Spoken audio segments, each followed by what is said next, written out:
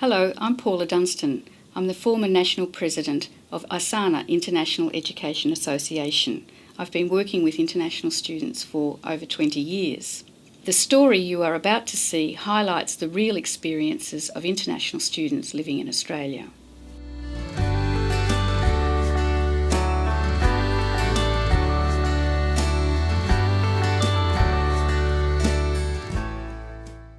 I'm not an Australian, but I have an Australian story.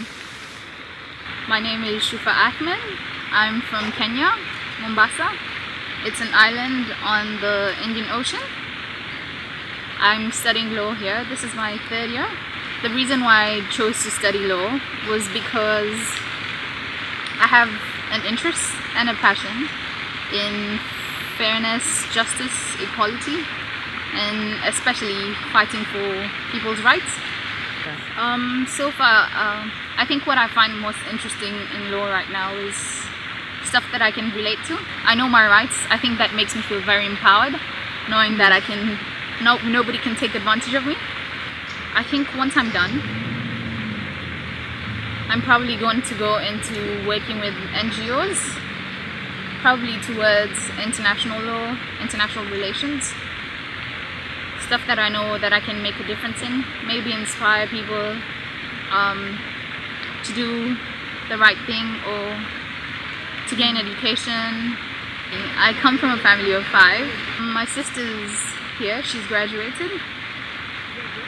She had been here 2 years ago, which is when I arrived. That's why I didn't face a lot of difficulties when I arrived here, because she was already here and she gave me a lot of advice on what worked and what didn't work, so I had an idea of how things would be. I tried to look for volunteering opportunities, because then I think my first volunteering opportunity was with the ECU Open Day, so I made a few friends there because they also were volunteering. So then I started having this feeling that I should do more of it if I enjoyed it, and also if I made enough friends. So I started volunteering. I met the chair of social for the ECU Student Guild.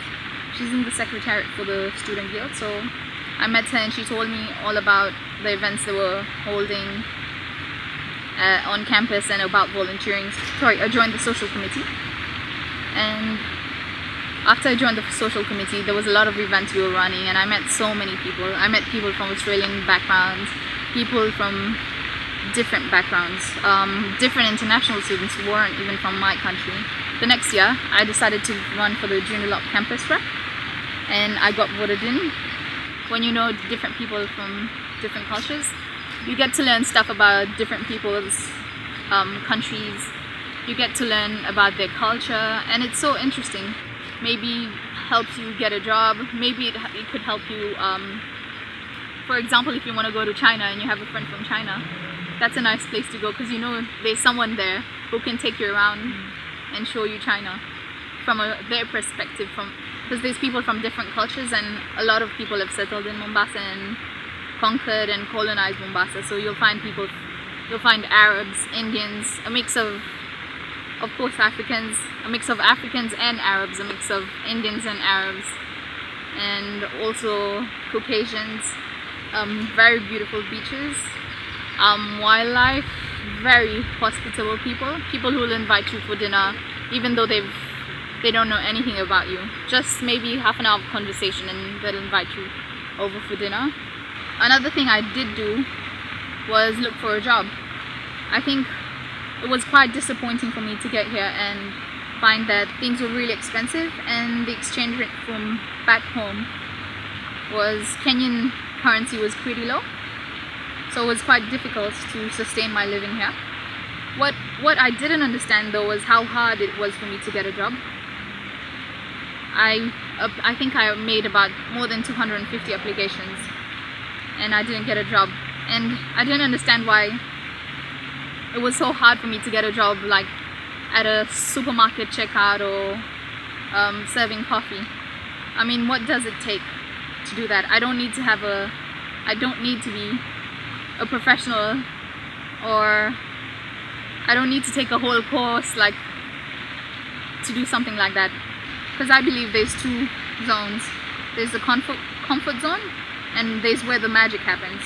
If you want to be in the comfort zone, you can be there, you can stay there, but it's sort of a cocoon that you're building, and it doesn't get you anywhere. But if you want to go where the magic happens, you need to work hard. So through the guild, I got to go to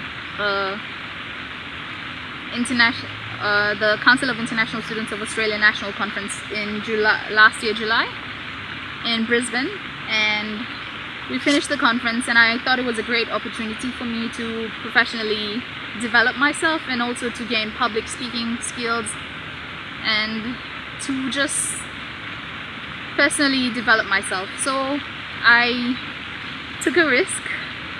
I ran for a position in the executive body for CISA. I had a few of my friends who I met at the conference. They're the ones, if it wasn't for them, I wouldn't be able to have actually succeeded in that. I think I can say that my English has improved tremendously. I've gained so many networks, social networks, and also networks which I could benefit from if I decide to pursue my career. And it's just great experience. I think I enjoy life so much more. I think there's a lot that I've gained from being in Australia. Back home I used to have a servant and we also had a chef. So I got a lot of things done for me, but here I'm so independent. I work, I pay my own bills, I take myself to the hospital, I wash my own clothes, I clean the house, and I volunteer, and I study full-time at the same time, which is great. It helps me balance my time, which is something a lot of people have difficulties in.